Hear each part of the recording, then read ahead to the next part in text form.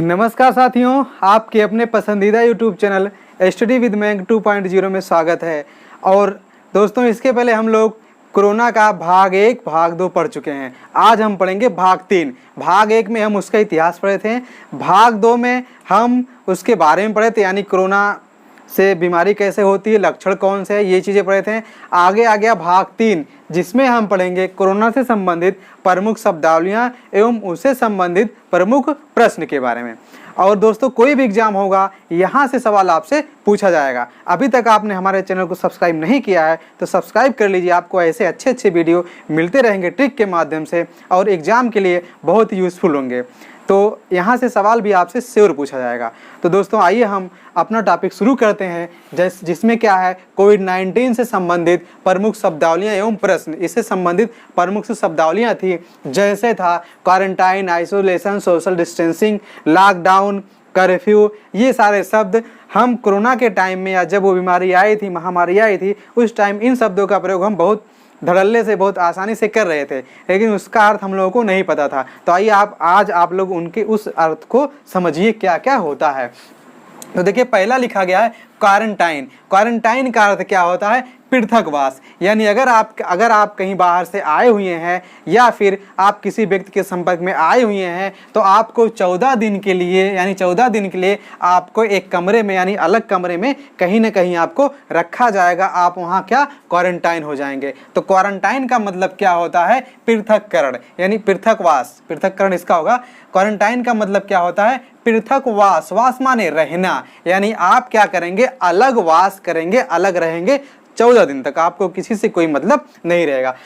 आगे isolation. Isolation का मतलब पूर्ण पृथक्करण, यानी ऐसा आपके अंदर लक्षण दिखाई दिए हैं और आप पॉजिटिव हो सकते हैं, लक्षण आपके अंदर है, आपको पूर्ण पृथक्करण, यानी आपको पूरी तरह से पृथक्करण यानी अलग कर दिया जाएगा। बिल्कुल अलग, यानी बिल्कुल आप किसी के संपर्क में अब नहीं आएंगे, बिल्कुल एकदम आप अलग रहेंगे, आपकी देखभाल भी की जाएगी समय समय पर। ये हो गया पृथक्करण। तो हो गया क्वारंटाइन का मतलब पृथकवास 14 दिन के लिए। आइसोलेशन का मतलब पूर्ण पृथक्करण, यानी बिल्कुल अलग आपको रखा जाएगा, अलग कमरे में, आपसे कोई संपर्क नहीं रहेगा। आगे है सोशल डिस्टेंसिंग। सोशल माने सामाजिक, डिस्टेंसिंग माने दूरी, यानी सामाजिक दूरी। अगर समाज में आप कहीं टहल रहे हैं, घूम रहे हैं, तो वहाँ पे आपको सामाजिक दूरी बनाना पड़ेगा। आप लोगों से संपर्क में नहीं रहेंगे तो दूर रहेंगे, यानी आप दूरी बनाए रहेंगे। कितना बनाए रहेंगे? लगभग 1 से 2-3 मीटर, या आप जितना दूरी बना लीजिए, लेकिन कम से कम 1 मीटर 2 मीटर की दूरी आप बनाए रखेंगे। कब? उसको हम क्या कहेंगे? सोशल डिस्टेंसिंग, यानी सामाजिक दूरी। और उस टाइम जब आप किसी के साथ रहेंगे, दूरी बना के रखेंगे, उस टाइम भी आपको मास्क लगाना जरूरी, यानी आप मास्क लगा के ही आप उनसे बात करेंगे, इतनी दूरी पर आप रहेंगे। ये हो गया सोशल डिस्टेंसिंग। आगे है लॉकडाउन व कर्फ्यू में अंतर। लॉकडाउन और कर्फ्यू क्या होता है, यानी ये दोनों शब्द क्या है? लॉकडाउन क्या है, कर्फ्यू क्या है? देखिए, लॉकडाउन में क्या होता था, आपको पता ही होगा, लॉकडाउन तो आप लोग झेले ही हैं। लॉकडाउन में क्या होता है, जरूरी सामान आप ला सकते थे, यानी आप दूध हो गया, दवा हो गया, यानी और भी जो भी खाने पीने की जो भी जरूरी सामान है, यानी दाल, तेल, नून, जो भी कुछ होता भाई, वो सारी चीज़ें, जरूरी सामान आप लॉकडाउन में जाके ले आ सकते थे। कुछ ढील दी गई थी। लेकिन जहाँ पे कर्फ्यू लग जाएगा, वहाँ पे, यानी कर्फ्यू जहाँ लग जाएगा, वहाँ पे आपको कोई भी ढील नहीं दी जाएगी। आप जहाँ रहेंगे वहीं रहेंगे कर्फ्यू में। लेकिन लॉकडाउन में आपको ढील दी जाएगी। आप जरूरी सामान ले जा सकते हैं, ले आ सकते हैं, लेकिन कर्फ्यू में ऐसी कोई ढील आपको नहीं दी जाएगी। अगर पूछा जाए, आगे है मास्क एवं सैनिटाइजर। अभी इसके पहले हम लोग पढ़े थे कि पूर्ण रूप से कर्फ्यू लगाने वाला पहला राज्य कौन सा था। अभी पहले हम लोग पढ़े थे, पिछले वीडियो में पढ़े थे, तो कौन था? पंजाब था। यानी पूरी तरह से कर्फ्यू कौन राज्य लगाया था भारत का? तो कौन लगाया था? पंजाब लगाया था। आगे सुनिए, लिखा गया है मास्क एवं सैनिटाइजर आवश्यक वस्तु घोषित कर दिया गया। कौन वस्तु? आवश्यक वस्तु, यानी ये वस्तु है जो सैनिटाइजर, जिससे हम लोग हाथ को साफ करते हैं, या फिर कहिए जो मास्क है, इन दोनों चीज़ों को आवश्यक वस्तु घोषित कर, यानी आवश्यक वस्तु है। आवश्यक वस्तु घोषित किया गया। कब किया गया? 11 मार्च 2020 को सैनिटाइजर और मास्क को आवश्यक वस्तु की श्रेणी में रखा गया, घोषित किया गया 11 मार्च 2020 को। अधिनियम कौन सा था? तो आवश्यकता वस्तु अधिनियम 1955 के अंतर्गत, यानी एक अधिनियम कानून बना था 1955 में। आवश्यकता वस्तु अधिनियम 1955 के अंतर्गत क्या किया गया कि जो वस्तु थी, सैनिटाइजर जो था, मास्क जो था, उसे जो है आवश्यक वस्तु की अधिनियम आवश्यक वस्तु की श्रेणी में रखा गया। क्यों रखा गया इसको?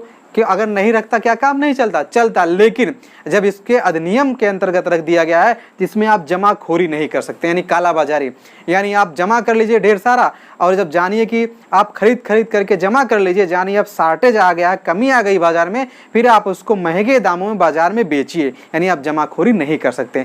कालाबाजारी आप नहीं कर सकते हैं कि आप रखे रहिए और चुराए रहिए, छुपाए रखिए, दीजिए 10 रुपये का सामान आप 12 रुपये में दीजिए, ऐसा आप कालाबाजारी नहीं करेंगे। या फिर कहिए कि आप महंगा भी नहीं बेचेंगे, 10 रुपये का सामान आप 15 रुपये में बेचिए, 12 रुपये में बेचिए, आप महंगा भी नहीं बेचेंगे, जो सरकार उसका रेट निर्धारित करेगी आप उसी रेट पर उस वस्तु को बेचेंगे, उसे कहा गया आवश्यकता वस्तु।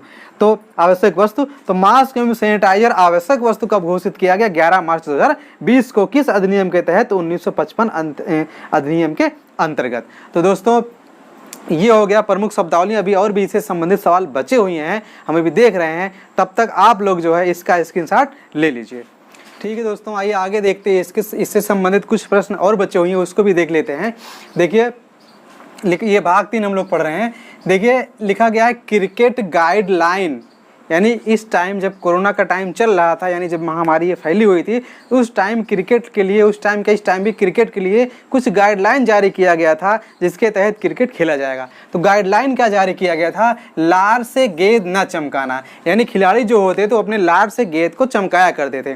तो कहा गया कि भाई आप लार से गेंद नहीं चमकाएंगे, भाई आप लार से गेंद चमकाएं, फिर वही गेंद किसी और के पास पहुंचा बॉलिंग करने के लिए, वो भी अपने लार से गेंद चमकाएगा, तो इससे दिक्कत होगी भाई, अगर बीमारी रहेगी तो और फैलेगा। तो इसलिए कहा गया कि भाई आप गेंद से लार नहीं चमकाएंगे। आगे है 2 रिव्यू ले सकते हैं, यानी 2 बार आप रिव्यू ले सकते हैं, यानी 2 बार आप अगर देखना चाहें रिव्यू की हम जो है आप मतलब वो बॉलिंग किया उन्होंने, वो आउट है कि नहीं है, ऐसा करने के लिए आप 2 बार रिव्यू ले सकते हैं कि आउट हुआ कि नहीं देखने के लिए। लेकिन पहले क्या होता था? पहले आप एक ही बार ले सकते थे। लोकल एम्पायरिंग, यानी अगर आप एम्पायरिंग करना चाहते हैं तो लोकल एम्पायरिंग होगी, आप 2 बार रिव्यू लेंगे लेकिन एम्पायरिंग लोकल होगी। आगे देखिए एक बनाया गया था पीएम केयर्स, यानी पीएम केयर्स क्या था? एक सहायता राशि, यानी कि अगर आप कुछ रुपया पैसा अगर इस फंड में देना चाहते हैं, दान देना चाहते हैं, तो आप इसमें दे सकते थे, यानी एक फंड बनाया गया था पीएम केयर्स। तो इसका फुल फॉर्म क्या होगा पीएम केयर्स का? पी से प्राइम, भाई एम से मिनिस्टर, ये प्रधानमंत्री, सी से सिटीजन, ए से असिस्टेंस, ए नहीं है, ए से एंड, आर से relief in emergency situation fund, यानी बनाया गया PM cares citizen assistance and relief in emergency situation fund. ये बनाया गया था कोरोना के टाइम, यानी जब कोरोना काल चल रहा था उसी टाइम में केयर्स बनाया गया था, ताकि लोग अगर कुछ सहायता राशि अगर जमा करना चाहते हैं, सरकार की मदद करना चाहते हैं, देना चाहते हैं, 1 रुपये से लेकर जितना भी चाहे, यानी जितना पैसा में अगर देना चाहते हैं उतना भी अगर आप फंड देना चाहते हैं, सहायता राशि देना चाहते हैं, तो आप सहायता राशि दे सकते थे। इसके प्रमुख कौन होते हैं, या फिर जो फंड बनाया गया था कौन होते थे? प्रधानमंत्री। और ये जो बनाया गया था ये टैक्स फ्री था, यानी 100% टैक्स फ्री था, आप दे सकते थे। इस पीएम केयर्स की स्थापना कब हुई थी? तो 28 दिसंबर करें भाई सॉरी 28/3 यानी 28 मार्च 2020 को, क्योंकि कोरोना दिसंबर में आया था, दिमाग में वही था। तो देखिए 28 मार्च 2020 को, यानी 28/3/2020 को ये पीएम केयर्स बनाया गया था, यानी इसकी स्थापना की गई थी। और इसी टाइम में हमारे प्रधानमंत्री मोदी जी ने क्या किया था? पीएम के यानी पीएम प्रधानमंत्री जो कि 5 स्तंभ बताया था उन्होंने, पीएम जी ने 5 स्तंभ बताया था। कौन कौन? आत्मनिर्भर भारत अभियान के तहत बनाया था, यानी इसी तहत उन्होंने एक अभियान भी शुरू किया था, आत्मनिर्भर भारत अभियान। और पीएम के 5 स्तंभ हैं। कौन कौन से 5 स्तंभ जो आत्मनिर्भर भारत अभियान के तहत हैं? नंबर 1 अर्थव्यवस्था, number 2 infrastructure, number 3 system, number 4 demography, number 5 demand. यानी ये पीएम के 5 स्तंभ हैं आत्मनिर्भर भारत अभियान के भी। अर्थव्यवस्था, इंफ्रास्ट्रक्चर, सिस्टम, डेमोग्राफी, डिमांड। आगे है कि भारत ने, अगर पूछा जाए कि भारत ने SARS-CoV-19 यानी जो बीमारी आई थी उसी के लिए एक इमरजेंसी फंड बनाया गया था। भारत ने SARS-CoV-19 इमरजेंसी फंड में सहायता राशि कितनी दी थी? यानी इसके लिए एक अंतर्राष्ट्रीय स्तर पर एक फंड बनाया गया था कोविड-19 के लिए, ताकि अगर कोई देश अगर इसमें फंड में दान देना चाहता है, सहायता राशि देना चाहता है तो इस फंड में दे सकता था। तो अगर बात की जाए, भारत की बात की जाए कि क्या भारत ने भी इस फंड में यानी SARS-CoV-19 इमरजेंसी फंड में क्या भारत ने कुछ सहायता राशि दी थी? तो दी थी। कितना दी थी? $10 मिलियन। यानी इस फंड में सरकार ने $10 मिलियन फंड के रूप में दी थी। तो दोस्तों ये हो गया अपना भाग 3 हो गया। अभी हम भाग 4 में क्या पढ़ेंगे? भाग 4 में पढ़ेंगे हम इससे संबंधित प्रमुख ऐप, और भाग 5 में हम पढ़ेंगे कोरोना से संबंधित प्रमुख प्रश्न और कुछ जो सवाल या फिर कई ऐप से बचे रहेंगे, हम 5 ही पढ़ेंगे। तो अभी दोस्तों 2 भाग और बाकी हैं, भाग 3 अपना हो गया है। और अगर वीडियो अच्छा लग रहा हो तो लाइक करिए, कमेंट करके हमको बताइए। और यहाँ से सवाल तो आपके एग्जाम में श्योर पूछे जाएंगे। आप कोई भी एग्जाम देंगे, एक सवाल यहाँ से पक्का पूछा जाएगा। और ये साथ जितने भी सवाल लिखे गए हैं सभी सवाल मोस्ट इम्पॉर्टेंट हैं। तो दोस्तों अब हम आपसे मिलेंगे अगले चौथे वीडियो में। तीसरा वीडियो अपना समाप्त हो गया। ओके दोस्तों, थैंक यू, जय हिंद।